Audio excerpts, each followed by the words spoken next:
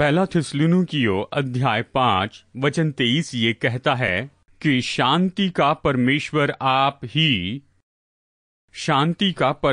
आप ही तुम्हें पूरी रीति से पवित्र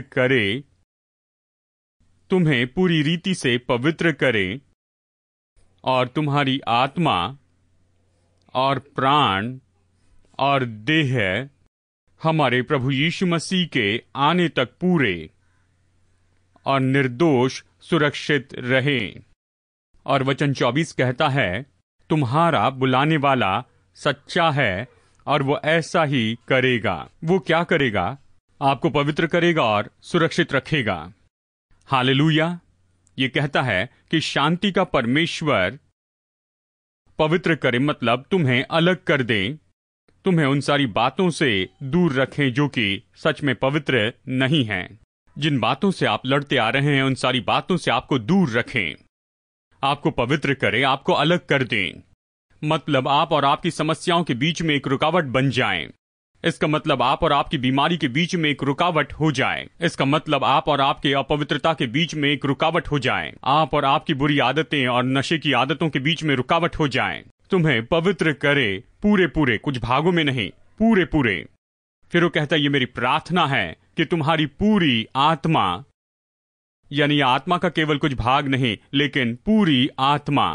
और इसे समझने का एक और आयाम यह है कि परमेश्वर आपको पूरा पवित्र करता है और वो आपको परिपूर्ण करता है आपकी आत्मा में, परिपूर्ण करता है आपके प्राण में और परिपूर्ण करता है आपके शरीर में। और परिपूर्ण करने के लिए शब्द है कि तुम्हें चंगाई दे। इसका मतलब परमेश्वर आपको चंगाई देगा आपकी आत्मा में, चंगाई देगा आपके प्राण में और चंगाई देगा आपके शरीर में। और वो विश्वास योग्य है। जिसने तुम्हें बुलाया है वो उसे करेगा और तुम्हें निर्दोष सुरक्षित रखेगा। और यही तो काम है सर्वशक्तिमान प्रभु का आपके जीवन में आज के दिन। और आपको इस बात को समझना होगा, जिस पल आप सुनते हैं ये शब्द चंगाई, राफा, और जैसे आप ये शब्द सुनते हैं तो सबसे पहले और सबसे महत्वपूर्ण विचार जो आपके मन में आना चाहिए, और हमें तो इसके लिए प्रोग्राम होना है, वो ये है कि हमारे शारीरिक देह में चंगाई है। आप केवल दर्द और यातना के बारे में सोचते हैं। आप अपने शारीरिक देह में जिस तरह के दर्द के बारे में सोचते जा रहे हैं, और परमेश्वर तो निश्चय आपकी शारीरिक चंगाई में दिलचस्पी लेता है। लेकिन आप और मैं सामान्य मनुष्य होने के नाते हम सारी बातों को केवल बाहर से भीतर की ओर देखते हैं, शरीर से आत्मा की ओर। लेकिन परमेश्वर कहता, रुको एक मिनट, मैं इस तरह से नहीं देखता हूँ। मैं सारी बातों को भीतर से बाहर की ओर देखता हूँ। मैं देखता हूँ पहले आत्मा को, फिर प्राण को और फिर देह को देखता हूँ। क्योंकि यहाँ पर महत्व तो आत्मा और प्राण के लिए है जो कि हमेशा के लिए रहते हैं, अनंत काल में रहने वाले हैं। और देह या शरीर ऐसा है जो कि मिट्टी से आया है और मिट्टी में मिल जाएगा।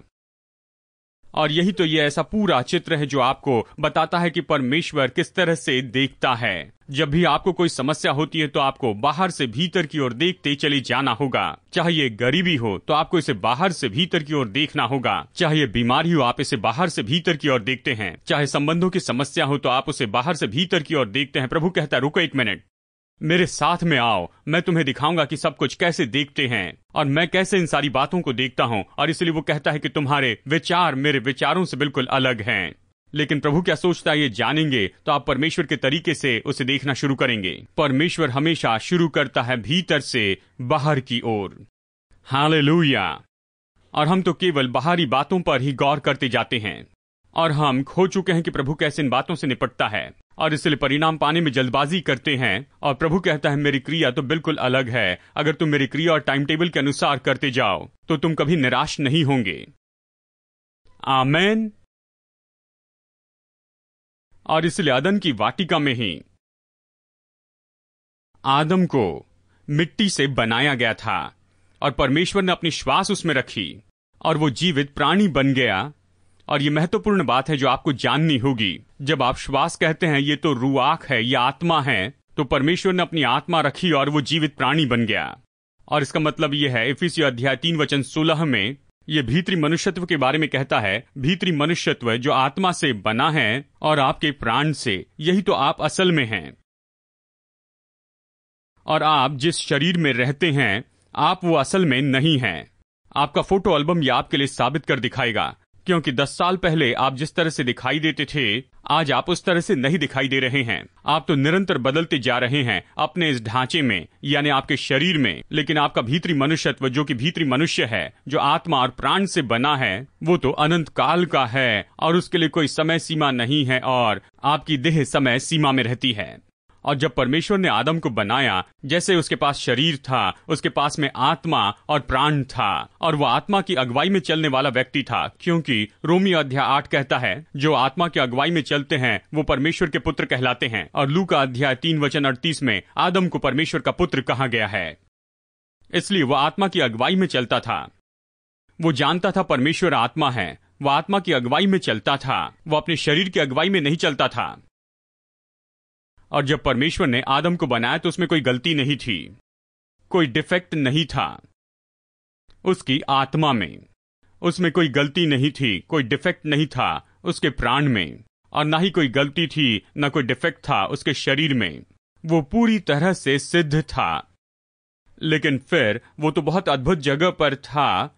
हालांकि ये सारी बातें तो वास्तविकता थी, वो परमेश्वर की उपस्थिति में था और परमेश्वर की आत्मा उसकी अगुवाई करती थी, और शैतान किसी भी तरीके से इस मनुष्य के पास नहीं पहुंच सकता था, और ना ही उसके परिवार के पास। उसे मना किया गया था, क्योंकि परमेश्वर ने उसे पूरा अधिकार दिया था, क्योंकि वह आत्मा की अगुवाई में चलता था। शैतान जानता था कि कुछ न कुछ तो करना पड़ेगा जिसके कारण आदम बिल्कुल अलग तरीके से सोचते जाए, सोचे कि वो बिल्कुल आत्मा से अलग है। तो वो उसकी पत्नी के संपर्क में आता है। इसलिए प्रियजनों के बारे में सावधान रहें। दोनों तरीके से वो उसकी पत्नी से संपर्क करता है और उससे कुछ बातें वो कहता है, और ये सच है कि स्त्री और पुरुष अलग तरीके से बने हैं। वायरिंग जानते हैं? वायरिंग स्त्री और पुरुष की वायरिंग मानो बिल्कुल अलग होती है। और जब मैं इसे कहता हूं तो इसे व्यक्तिगत अनुभव से कहता हूं। तो शायद आपका यह अनुभव नहीं होगा, तो अपने परिवार के बारे में ये मत सोचिए, बस मेरे बारे में सोचिए। जब भी हम थोड़ी सी मुश्किलों में से होकर जाते हैं, जब भूतकाल में हम कुछ परेशानी में से होकर जा रहे थे, तो उस परिस्थिति का जो प्रभाव था वो तो मुझ पर बहुत ही कम था मेरी पत्नी की तुलना में। उस परिस्थिति का जो भावनात्मक प्रभाव था वो मेरी पत्नी पर ज्यादा था मेरी तुलना में। मैं व्यवहारिक रूप में परिस्थितियों से बाहर आ जाता हूं, लेकिन उसके लिए समय लगता है कि उससे बाहर आए, उसके लिए उससे थोड़ा समय लगता है। यहां पर वायरिंग के कारण उन्हें ठीक होने के लिए थोड़ा समय लगता है, इसे ले लेने के लिए उन्हें बहुत कम समय लगता है, और ठीक होने के लिए ज्यादा समय लगता है। इसलिए जब शैतान ने इस वायरिंग को देखा, क्या उसने ये वायरिंग देखी और वहां गया। खैर, ये वायरिंग की समस्या नहीं है, मुझे आप गलत मत समझिए। परमेश्वर ने इस तरह से बनाया है क्योंकि वो तो हमारे लिए एक उत्तम सहायक हैं, और उन्हें ऐसे होना चाहिए जैसे कि कुछ लोग कहते हैं बेटर हाफ, जानते हैं? उन्हें होना चाहिए हमारे जैसे आधे, बाइबल के अनुसार एक समान हो। हमें एक दूसरे की सहायता करते जाना है। और जब मैं शब्द कहता हूं वायरिंग, तो ये मत सोचिए कि यहां गलती है। इसका मतलब है एक दूसरे के सहभागी हैं, लेकिन शैतान उस भाग की ओर गया जहां पर लेना आसान हो जाता है। तो वो वहां पर पहुंचता और स्त्री से बातें करता है, और यहीं पर सब कुछ शुरू हो जाता है। उसने उस स्त्री से बातें की और उसे ये सोचने लगाया कि तुम्हारे साथ में अन्याय किया गया है। तुम्हारे साथ क्या हुआ? तुम्हारे साथ में अन्याय हुआ है। उसने सोचा ये क्या अन्याय है, कैसे अन्याय हो सकता है? नहीं, तुम्हारे साथ में अन्याय किया गया है। परमेश्वर नहीं चाहता है कि तुम उसके जैसे हो जाओ। वो चाहता है कि तुम सेकंड क्लास के हो, वो चाहता है कि तुम उससे थोड़े निचले हो, वो नहीं चाहता कि तुम उसके स्तर के हो। और इसीलिए तो उसने ये कहा है कि इस फल को नहीं खाना, अगर तुम इस फल को खाओगे तो परमेश्वर के तुल्य हो जाओगे। और उसने इस अन्याय को लेकर आया उसके विचारों में, और उसने इस अन्याय को मानो प्रत्युत्तर दिया। और शैतान सामान्य रूप में इसी तरह काम करता है आपके जीवन की हर एक परिस्थिति में। अगर आप हर एक समस्या के बारे में देखते जाएं, तो आप पाएंगे कि आपकी हर एक समस्या जो है उसकी जड़ तो इसी विचार में है। ये तो अन्याय की जगह पर है जहां लोगों के साथ में अन्याय किया गया है। और यहाँ पर अगर हमने सच में अन्याय को अलग करके नहीं रखा और परमेश्वर की दृष्टि से उस अन्याय से व्यवहार नहीं किया, लेकिन अपनी भावनाओं के द्वारा उसने अन्याय से निपटना चाहा, और उसने यही किया। उसने अन्याय से व्यवहार किया भावनाओं से। क्या सच में अन्याय हुआ था? क्या वहां पर अन्याय हुआ था? नहीं, कोई अन्याय नहीं हुआ था। 99.99% अन्याय जिसके बारे में आप सोचते हैं, ये तो ऐसे अनुमान है जो कि शैतान ने आपके सामने लाकर रखे हैं। ये केवल मन घड़त हैं। ये तो ऐसे दृष्टिकोण है जो आपको जबरदस्ती थोपे गए हैं। यहां पर केवल अनुमान है, केवल बातें हैं। ये तो केवल भ्रम है, ये असली नहीं है। लेकिन फिर भी आपको ये सोचने लगाता है कि मेरे साथ कुछ अन्याय हुआ है। और जिस पल आप इस बात को पकड़ लेते हैं तो तुरंत घमंड की आत्मा भीतर आने लगती है, तुरंत वहां पर जलन की आत्मा भीतर आती है, और तुरंत ही द्वेष की आत्मा वहां पर आती है। और सबसे बुरी आत्माएं वहां पर भीतर में आती है कि उस व्यक्ति के जीवन पर छाया करें, और वो है मृत्यु की आत्मा। आज्ञा भंग करना तब होता है जब अन्याय की ओर ध्यान दिया जाता है। क्या आज आप इसे समझ रहे हैं? और ये हर जगह पर सामान्य बात है। जहां 2 या 3 लोग जमा होते हैं, यीशु के नाम को पुकारे तो वो वहां पर होता है। लेकिन जब आप उसके नाम को नहीं पुकारते तो ये बहुत ही संभव है कि वहां पर अन्याय आ जाए। कोई सोचता है उस समूह में कि मेरे साथ अच्छा व्यवहार नहीं हुआ है, सेकंड क्लास जैसे मुझसे व्यवहार हुआ, इस जगह पर मेरे साथ सही व्यवहार नहीं किया गया है। और जिस पल आप इन विचारों को लेने लग जाते हैं तो आप ऐसे क्षेत्र में आ पहुंचे हैं कि हम बहुत ही जल्दी आज्ञा भंग करने में चलते जाएंगे। और आदम के साथ में बिल्कुल ऐसे ही हुआ। क्या वो किसी तरह से दूसरे स्तर का था? नहीं। परमेश्वर ने कहा मैं इसे अपने ही स्वरूप में बनाता हूं। उसने उसे अपने स्वरूप में बनाया। क्या परमेश्वर की समानता के लिए कोई दूसरी सेकंड क्लास है? क्या परमेश्वर के स्वरूप के लिए सेकंड क्लास है? जब परमेश्वर ने कहा मैं इसे अपने स्वरूप में बनाता हूं, तो फिर ये क्लास कौन सा रहा? और फिर आदम इसके बारे में सोचने लगा, और स्त्री इसके बारे में सोचने लगी। उन्होंने अन्याय के बारे में सोचा। और आज सभी, अगर यहां सभी नहीं तो 99% उन सारी समस्याओं का जिसका आप सामना कर रहे हैं, ये केवल आपने अन्याय सोचा इसीलिए हुआ है। और यही मुख्य कारण है, यह आपकी सारी समस्याओं की जड़ है।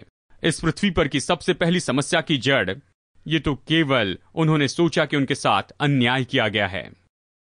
और जिस दिन आप इस बात को जानते हैं कि ये भ्रम आपके सामने में रखा गया और आपने इसे देखा और आप इसके शिकार हो गए और आप अपने ही विचारों के गुलाम हो गए, तो आप ये जानेंगे कि हां, सच में आज आपको परमेश्वर की मदद चाहिए।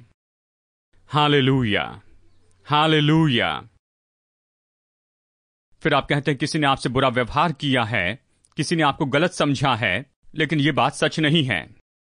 ये आदम के लिए सही नहीं था, क्योंकि परमेश्वर ने उससे प्रेम किया अपने ही पुत्र के जैसे। क्या पिता और पुत्र के बीच में कोई अन्याय हो सकता है? लेकिन यही बात शैतान ने लाई। ये तो अन्याय किया, ऐसे समझाया गया। हालेलुया। और आपके साथ में बिल्कुल ऐसे ही तो होता है कि आप मध्यम वर्ग में आ जाते हैं। बहुत से विश्वासी लोग ऐसे ही हैं, एक दिन गर्म होते हैं तो दूसरे दिन ठंडे होते हैं, और कई बार तो वो गुनगुने से होते हैं। आप जानते हैं कि कारण क्या है कि वो प्रभु को छोड़कर पीछे चले जाते हैं? क्योंकि ये तो उस अन्याय की बात को जो उन्होंने अपने मन में रखी हुई है, और अब उनके जीवन में ये प्रकट हो जाती है, और आत्मा बिल्कुल सूख जाती है, और उनकी आत्मा मर जाती है। उनकी आत्मा के अंदर बस केवल जलन, घमंड और ईर्ष्या रहती है, क्योंकि ये अन्याय कहीं से न कहीं से उनके भीतर आ गया है। लेकिन जिस दिन नया जन्म पाया था उसको याद कीजिए। कुछ लोगों को तारीख याद है, मुझे याद नहीं है। और कुछ लोगों को तारीख याद है, उस दिन आप 7वें, 8वें या 9वें या 10वें या 11वें आसमान पर थे, बहुत से बादलों पर थे। आप खुद को रोक नहीं पा रहे थे। आप यीशु से इतने प्यार करते थे। परमेश्वर आपके लिए आनंद और स्वर्ग तो मानो खुशी की बात थी। और फिर उस दिन ये तो बात पूरी तरह से सच हो गई, जबकि आप मुड़कर किसी को भी किसी भी जगह पर बता सकते थे, चाहे परिस्थिति कुछ भी क्यों ना हो जाए। आपने भूतकाल की परवाह नहीं की और ना ही भविष्यकाल की परवाह की। आप तो ऐसे खुशी की और जोश की जगह पर थे जिस पर नियंत्रण नहीं हो सकता था। और ये तो जोश था जिसके कारण आप बस गीत गाते चले गए थे, हर समय ऐसे करते थे। क्या समस्या ऐसे गायब हो गई थी? वो समस्याएं दूर नहीं हुई, लेकिन कौन सी बात दूर हो गई? यानी अन्याय की बात वहां से चली गई थी, और आप परमेश्वर और प्रभु यीशु की उपस्थिति में रहकर खुश हो गए थे। और आप तो निश्चय हर छोटी छोटी बातों के लिए गीत गाते, हर छोटी बात के लिए घुटने टेकते, हर बात के लिए आप प्रभु के सामने रोते थे, और हर बात के लिए धन्यवादी होते। और वो दिन तो बहुत ही अद्भुत था, और आप उस दिन को जानते हैं, आपने इसका अनुभव किया है, और ये तो आपके आत्मिक इतिहास में है। और ये दिन तो निश्चय ही वचन की वास्तविकता था, और ये वचन का प्रकाशन था। इसलिए यदि कोई मसीह यीशु में है, यदि कोई भी मनुष्य यीशु मसीह में है, तो वो नई सृष्टि है। पुरानी बातें तो बीत गई हैं और देखो सब बातें, कितनी बातें, सब बातें, कितनी बातें, सब बातें नई हो गई हैं। मैं इस दिन के बारे में बता रहा हूं जो कि यहां वचनों में लिखा है। और उस दिन आप बिल्कुल नए हो गए थे, आप बिल्कुल चमक रहे थे। आप पर न कोई खरोच न कोई झुर्री थी। अगर कोई कहता कि आप में कोई धब्बा है तो तुरंत प्रभु के सामने जाकर पश्चाताप करते थे। और इसलिए ये कहता है, इसी कारण जानते हैं, ये वचन कहता है इसलिए, जब वचन में आता है तो आपको अच्छे से पढ़ना है। ये कहता है इसलिए यदि कोई मसीह यीशु में है, वो तो नई सृष्टि है, पुरानी बातें बीत गई हैं। देखो, यानी पुरानी बातें नहीं हैं वहां पर। अभी आप क्या देख रहे हैं? क्या देख रहे हैं? कि सब कुछ नया हो गया है। आप वहां पर थे, ये वचन तो सच्चा था, लेकिन अब पुरानी बातें आ गई हैं, नई बातें चली गई हैं। अब आप नई सृष्टि के जैसे नहीं, लेकिन आप तो पुरानी सृष्टि के जैसे व्यवहार कर रहे हैं। आप अभी भी क्रोधित हो रहे हैं, अभी आप चिढ़ रहे हैं, और आप पहले जैसे पुराने मनुष्यत्व के जैसे व्यवहार कर रहे हैं। अब आपके मन में मनमुटाव आ चुका है। पहले कोई भी मनमुटाव नहीं था, लेकिन बस अब मनमुटाव आ चुका है। देखिए क्या हो गया है। जब यीशु ने अपना अद्भुत काम पूरा किया तो उसने कहा यह पूरा हुआ। जब उसने कहा कि यह पूरा हुआ तो कहा तुम नई सृष्टि हो गए हो। लेकिन फिर यह आपकी जिम्मेदारी हो जाती है। आप यीशु के साथ पार्टनरशिप में होते हैं। उसने कहा इसलिए यदि, यानी ये तो पर्याय देता है, आप हो सकते हैं या नहीं हो सकते हैं। यदि आप मसीह में हैं, यानी आप मसीह में हो सकते हैं या बाहर हो सकते हैं। और इसलिए अगर आप इस तरह से पढ़ते हैं, इसलिए यदि आप मसीह यीशु में हैं तो आप नई सृष्टि हैं। लेकिन अगर आप यीशु मसीह में नहीं हैं तो फिर आप नई सृष्टि नहीं हैं। जब आप मसीह में होते हैं तो पुरानी बातें बीत गई हैं, आप नई चीजों को लिए हुए हैं। लेकिन जब हम मसीह के बाहर होते हैं तो पुरानी बातें आप में वापस आती हैं और नई बातें जिसको आपने संभाला था चली जाती हैं। ये सब है यदि और मसीह यीशु में, और ये सब आप पर आधारित है। जो कुछ भी क्रूस पर किया गया है वो यीशु द्वारा किया गया, लेकिन बाकी जो जीवन है वो आपका है। आपको मसीह यीशु में होना है। आज मैं आपसे ये कहता हूं, अगर आप जीवन की परिस्थिति पर अधिकारी होना चाहते हैं और जब आप देखते हैं कि आपके साथ अन्याय किया गया है, इसका मतलब है कि शैतान आपको बाहर निकालने की कोशिश कर रहा है, मसीह यीशु में से बाहर। क्या आप मेरी बात समझ रहे हैं? वो जानता आपकी सामान्य समस्या क्या है। वही समस्या आदम में भी थी, लेकिन वो ये जानता है कि अन्याय हमसे सबसे बुरी प्रतिक्रिया निकलवाता है, और वो ये जानता है। इसलिए मैं चाहता था कि आप इसे जान लें। ये वचन कहता है मनुष्य की आत्मा यहोवा का दीपक है, और वो मन की सब बातों की खोज करता है। अब मैं चाहता हूं कि आप मेरे साथ में देखिए नीति वचन अध्याय 18 और देखिए वचन 14। रोग में मनुष्य अपनी आत्मा से संभलता है, और NIV बाइबल कहती है कि वो रोग में बच जाता है, परंतु जब आत्मा हार जाती है तब इसे कौन सह सकता है। इसका मतलब है कि जो जख्मी आत्मा है उसे कौन समझ सकता है। इसका मतलब हम जख्मी शरीर के बारे में नहीं कह रहे हैं, जख्मी प्राण के बारे में नहीं, लेकिन जख्मी आत्मा के बारे में कह रहे हैं। आपकी आत्मा में कौन जख्म लेकर आता है? खास करके ये उन लोगों के द्वारा आते हैं जो कि आपके बहुत करीब रहते हैं, आपके करीबी परिवार, आपके करीबी मित्र, क्योंकि आप उनके सामने बिना किसी नकाब या सुरक्षा के रहते हैं, और इसलिए ये उनके लिए बहुत ही आसान होता है कि सीधा आपको जख्मी कर दे आपकी आत्मा में। कई बार माता पिता इसे करते हैं और कई बार बच्चे अपने माता पिता से ये करते हैं। ये दोनों तरह से होता है। जहां पर भी नजदीकी और प्रेम होता है तो आत्मा में जख्मी करना भी हो सकता है, और इसलिए जो जख्मी आत्मा है, और इसलिए आप लोगों से कहते हुए सुनते हैं, वो कहता है मैं नहीं बदल सकता क्योंकि मुझे नहीं लगता कि मेरे लिए बदलना बहुत जरूरी है, मैं अपने अंदर से टूट चुका हूं, मैं तो अपने अंदर से जख्मी हूं। क्या आपने लोगों से ये सुना है? मैं इतना चोट खा चुका हूं कि मुझे नहीं लगता कि मैं इससे फिर कभी निपट सकता हूं। मुझे चोट लगी है। इसका मतलब ये व्यक्ति तो अपनी आत्मा में घायल हो गया है। आमीन। नीति वचन 14:13 कहता है, हंसी के समय में, किसमें? हंसी के समय भी, यहां तक कि मजाक और सारी बातों में, जबकि भूतकाल की बातें याद करते हैं और मजाक करते हैं, आप खुश होते हैं। हंसी के समय भी मन उदास होता है। मन कैसे होता है? उदास होता है। हंसी के समय भी मन उदास होता है। और आगे ये कहता है कि आनंद के अंत में शोक होता है। इसका मतलब यह आत्मा तो शोकित हो गई है। पहली आत्मा कौन सी है? वो तो घायल आत्मा है। दूसरी आत्मा तो शोकित आत्मा है। अगर आप ऐसे व्यक्ति हैं जिसके बारे में वचन में बताया गया है कि आपका आनंद चुटकुला खत्म होते ही खत्म हो जाता है, क्या आप मेरी बात समझ रहे हैं? आपका आनंद खत्म हो जाता है जैसे चुटकुला खत्म हो जाता है, और चाहे कोई भी कारण हो आप अपने अंदर से खुश व्यक्ति नहीं रहते हैं, तो फिर यह गंभीर समस्या है और इस समस्या को शोकित आत्मा कहते हैं। और ये बोझ लेकर आता है, यानी जब आप बैठे हैं, हंसे हैं, लोगों से बातें कर रहे हैं, तो जैसे कमरे से बाहर जाते हैं तो आप अपने बारे में बहुत बोझ महसूस करते हैं। और इसलिए ये तो बोझ की आत्मा है जब आपके ऊपर आती है, जब आप में शोक की आत्मा होती है।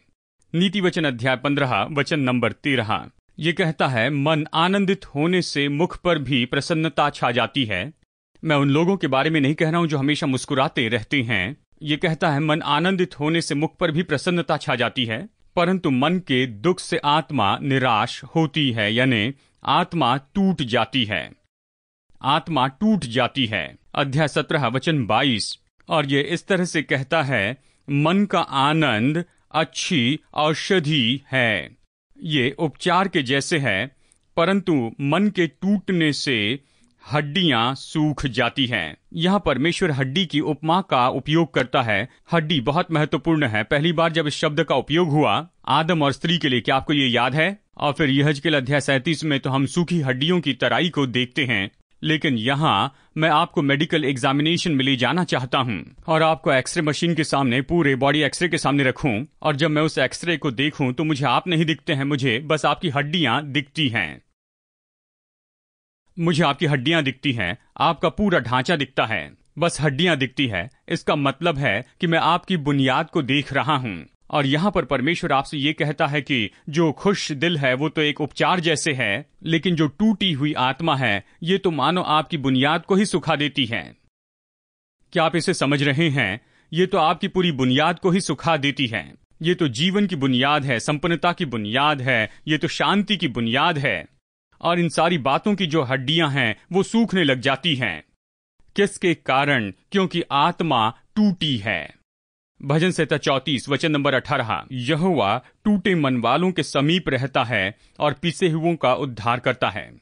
कि यदि आज आपकी आत्मा टूटी है, अगर आप इस बात को मान लेते हैं, पहचानते हैं, तो प्रभु यीशु मसीह बिल्कुल आपके साथ हैं। लूका 4:18 जो यशायाह 61 से कोट करता है, ये कहता है कि परमेश्वर का आत्मा मुझ पर है। ये कौन कहता है? यीशु ने ये कहा। ये कहता है, प्रभु का आत्मा मुझ पर है, इसलिए कि उसने कंगालों को सुसमाचार सुनाने के लिए मेरा अभिषेक किया है। उसने पवित्र आत्मा से मेरा अभिषेक किया कि मैं कंगालों को सुसमाचार सुनाऊं। किसे? कंगाल लोगों को। ये कंगाल लोग कौन हैं? क्या ये ऐसे लोग हैं जिनके पास पैसा नहीं? ऐसे लोग हैं जिनके पास कोई लाभ नहीं? क्या ये वो हैं जिन्हें मुश्किलें होती हैं? नहीं।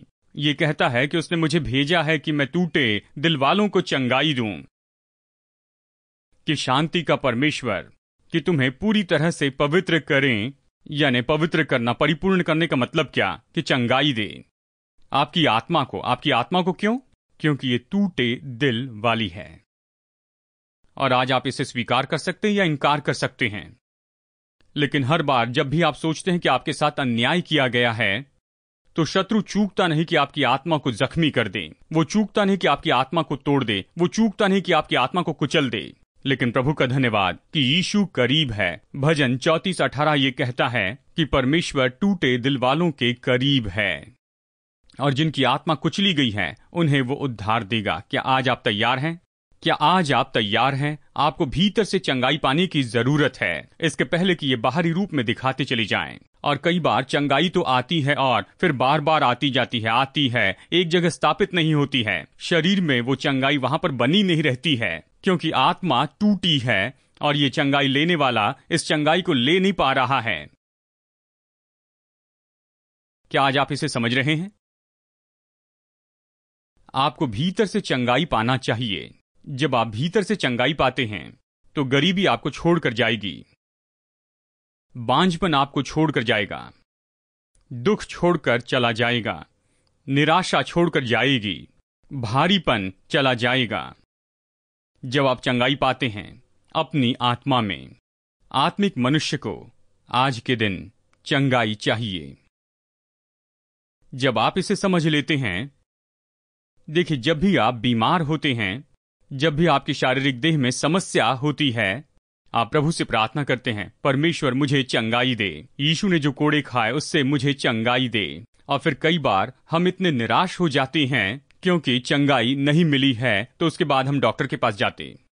देखिए, डॉक्टर के पास जाने में कुछ भी गलत नहीं है, लेकिन आपने यशायाह अध्याय 53 वचन 4 और 5 को पूरी तरह से गलत समझा है। इस वचन को जरा देखिए। यह पहले आत्मा में चंगाई के बारे में कहता है, या आपके प्राण में चंगाई के बारे में पहले कहता है, और शरीर की चंगाई के बारे में आखिर में कहता है। लेकिन हम इस वचन को हमेशा शरीर के लिए उपयोग करते हैं और हम इस वचन का अपनी आत्मा के लिए उपयोग नहीं करते हैं। और देखिए, यशायाह अध्याय 53 वचन नंबर 4 और 5 में यह इस तरह कहता है कि उसने हमारे दुखों को उठा लिया। आमेन। निश्चय ही उसने हमारे रोगों को सह लिया और हमारे दुखों को उठा लिया। और क्या कहता है? तो भी हमने उसे परमेश्वर का मारा कोटा हुआ समझा, परंतु वो हमारे अपराधों के कारण घायल किया गया। ये जो सारी बातें हैं, ये तो आत्मिक हैं।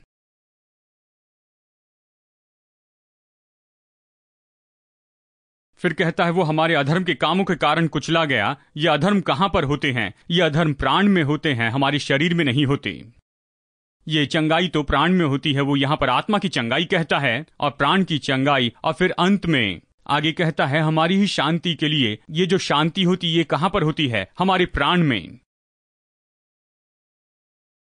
और फिर आखिरी की लाइन में वो कहता है कि उसके कोड़े खाने से हम राफा हुए। हाँ, हमारी आत्मा में, हमारे प्राण और हमारे शरीर में अगर किसी तरह से कोई परिस्थिति हमारे शरीर में उभर कर आती है। तीसरा यूहन्ना 2 कहता है, मेरे प्रियो, मेरी ये प्रार्थना है कि जैसे तू आत्मिक उन्नति कर रहा है, वैसे तू सब बातों में उन्नति करें। क्या आप इस संपर्क को समझ पा रहे हैं? और यही तो कारण था जब इस मनुष्य को यीशु के पास में लाया गया। वो वहां पर लेटा था, उसके मित्रों ने लाकर यीशु के सामने उसे रख दिया और उसे चंगाई की जरूरत थी। और यीशु ने कहा कि तेरे पाप क्षमा कर दिए गए हैं। वो तो इस मनुष्य के अनंत काल के बारे में ज्यादा दिलचस्पी ले रहा था, उसके आत्मा और प्राण के बारे में। और जब उसने उसके पापों को क्षमा कर दिया, जब पापों से निपट लिया गया, यानी उसकी आत्मा में और प्राण में, तो शरीर चंगा हो गया। तो उससे कहता है अपनी खाट उठा और चल। आमेन। क्या आप समझ रहे हैं? हम हमेशा इस बात पर गौर करते आए, लेकिन चंगाई की सेवकाई ये तो बाहर से भीतर की ओर नहीं है, लेकिन यीशु मसीह की चंगाई की सेवकाई तो भीतर से बाहर की ओर है। आज हमारे साथ संगति के लिए आपको न्योता देते हैं कम्युनिटी चर्च ट्विन सिटी में हर रविवार सुबह 9 बजे की सभा में। चमत्कार आपका इंतजार कर रहा है। आइए और आशीष पाइए।